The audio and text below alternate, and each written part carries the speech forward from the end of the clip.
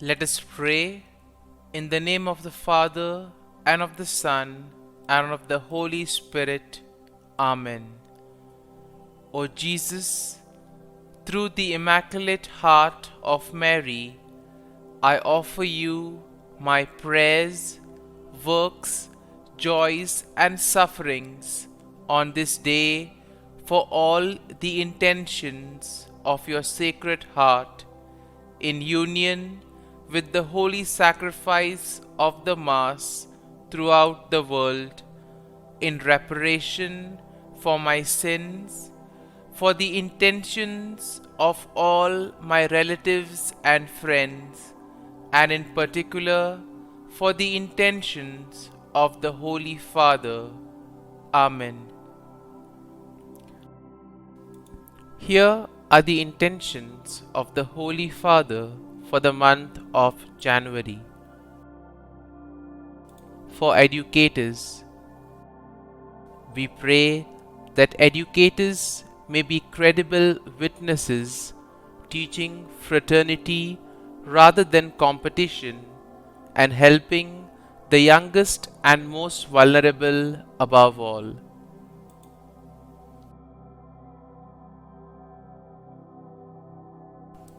Our Father, who art in heaven, hallowed be thy name.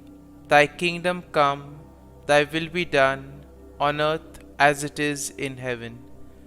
Give us this day our daily bread, and forgive us our trespasses, as we forgive those who trespass against us.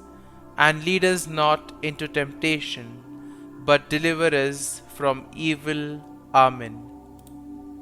Hail Mary, full of grace, the Lord is with you. Blessed are you amongst women, and blessed is the fruit of thy womb, Jesus. Holy Mary, Mother of God, pray for us sinners, now and at the hour of our death. Amen. Glory be to the Father, and to the Son, and to the Holy Spirit, as it was in the beginning, is now, and ever shall be, world without end. Amen. My dear friends, the Word of God welcomes you this morning. And as we prepare to spend this time with Jesus, as we enter into communion with Him, let us place all our intentions, let us place all our wishes at the feet of Christ. At the same time, let us also place all our anxieties, everything that worries us, everything that troubles us. Let us place these things into the hands of the Lord, so that the Lord may take care of it, so that He may give us the grace, the strength that we require in order to overcome these challenges that we face in life. And my dear friends, as we begin this time with Jesus, as we begin to enjoy His presence, let us also take this opportunity to thank the Lord for all that He has done for us all through our life, right from the time of our birth till now. The Lord has showered us with plenty of blessings. He has given us abundant graces, and He will continue to do that in the future also. And therefore we need to be grateful, we need to be thankful for all that He is doing for us. Let us thank the Lord for the gift of life, for giving us talents, for giving us various abilities to do various things in different capacities. Let us also thank the Lord for giving us the gift of this new day, for giving us this opportunity to spend time with Him. Lord, we also thank You for the gift of our family members, friends, relatives, near and dear ones, and all those who have played an important role in our lives. These are the people who have shaped us, molded us, who have inspired us and who have motivated us to do various things in lives. And it is because of the presence of these people in our lives that we have become who we are. So Lord, we thank you for their presence in our lives, and we ask you to bless them abundantly so that all their wishes may be fulfilled. At the same time, Lord, we also take this opportunity to thank you for the gifts that you have given us, for the talents, for the abilities. And we ask you that you may give us the grace so that we may use it for the betterment of others, for the betterment of society, and together we may be able to make this world a better place. And now, my dear friends, let us reflect on Psalm 38. We shall meditate over the psalm, and then we shall spend a few moments allowing the psalm to take root in us. If you look at Psalm 38, one thing we realize that Psalm 38 is a psalm of David. And here we see that David expresses his feelings of physical and emotional pain. And this, in a way, is his cry to God for help. Now, you will notice as we start reading the psalm that the psalm will begin with David confessing his sins and asking for forgiveness because he feels guilty and ashamed. Then the psalm will slowly proceed and it will describe David's physical pain, physical suffering that he is enduring, including his bones being out of joint and his heart pounding. Now, David also will express his emotional pain, saying that his enemies are rejoicing in his trouble and that he is full of anxiety and fear, something that we experience in our lives as well.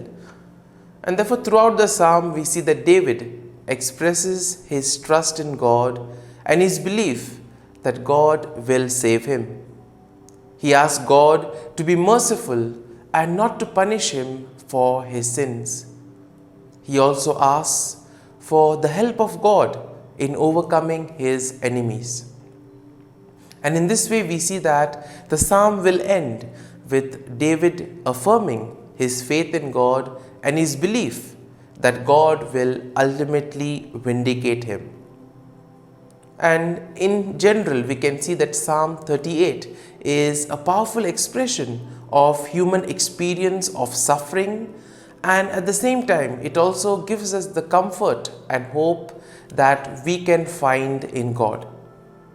This psalm is also a reminder for us that even in our darkest moments, even when we face difficult challenges in our lives, we can turn to God for help and we can truly find strength in Him. Now, having had a general overview of the psalm, let us proceed and read the psalm verse by verse and try to see what is the psalm trying to communicate to us. Now, the psalm begins, "O Lord, do not rebuke me in your anger or discipline me in your wrath. For your arrows have sunk into me and your hand has come down on me. There is no soundness in my flesh because of your indignation. There is no health in my bones because of my sin. For my iniquities have gone over my head. They weigh like a burden too heavy for me." And this, in a way, expresses the turmoil, the suffering that David is undergoing in his life. All of us face challenges. All of us also have difficult moments in our lives. And it is during these moments where our faith and trust in the Lord is tested. Are we able to persevere in these moments? Are we able to remain strong in the faith? And therefore, this requires a lot of grace, it requires courage, and it requires strength and perseverance. The psalm continues, "My wounds grow foul and fester because of my foolishness. I am utterly bowed down and prostrate. All day long I go around mourning. For my loins are filled with burning, and there is no soundness in my flesh. I am utterly spent and crushed. I groan because of the tumult of my heart. O Lord, all my longing is known to you. My sighing is not hidden from you. And in this way, we see that even when we face difficult challenges in our lives, we may feel that everything is over or all hope is lost. But precisely, it is these moments that make us stronger, these moments which are indeed learning experiences for us. And therefore, here we see that David is trying to express both his physical agony as well as the emotional torture that he is undergoing at this moment in his life. Now, the psalm continues, and we see that it says, "My heart throbs, my strength fails me. As for the light of my eyes, it also has gone from me. My friends and companions stand aloof from my affliction, and my neighbors stand far off. Those who seek my life lay their snares. Those who seek to hurt me speak of ruin and meditate treachery all day long. But I am like the deaf, I do not hear, like the mute who cannot speak. Truly, I am like one who does not hear, and in whose mouth is no retort. But it is for you, O Lord, that I wait. It is you, O Lord, my God, who will answer." And in spite of all the difficulties, we see that David is still able to have faith in the Lord. This is something that all of us need to do. And the psalm continues, "For I pray, only do not let them rejoice over me, those who boast against me when my foot slips. For I am ready to fall, and my pain is ever with me. I confess my iniquity, I am sorry for my sin.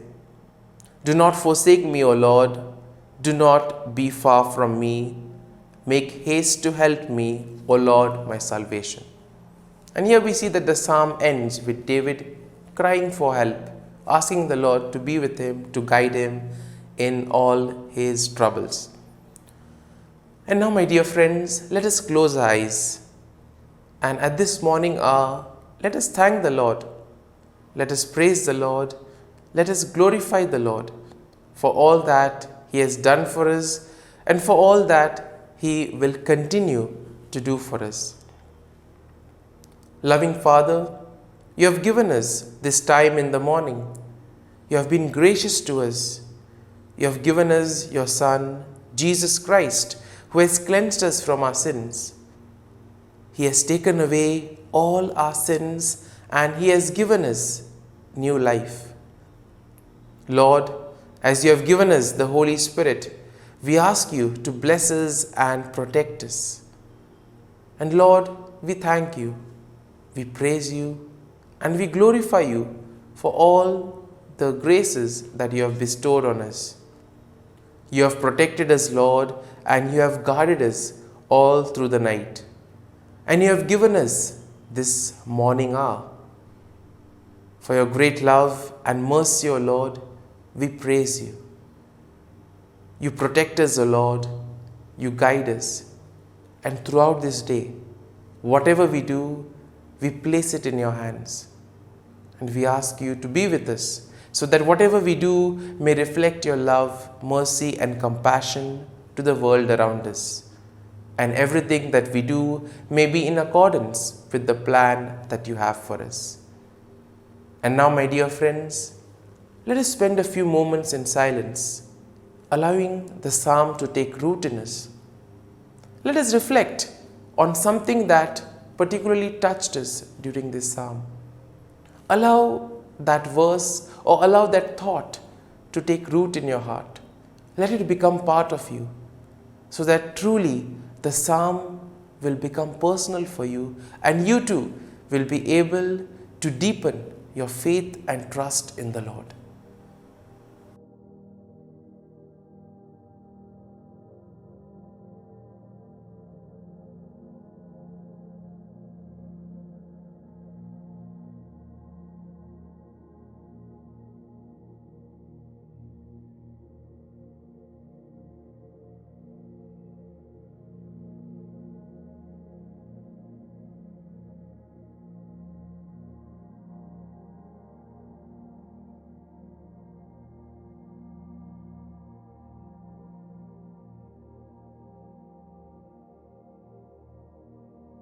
Prayer to Saint Michael the Archangel for protection.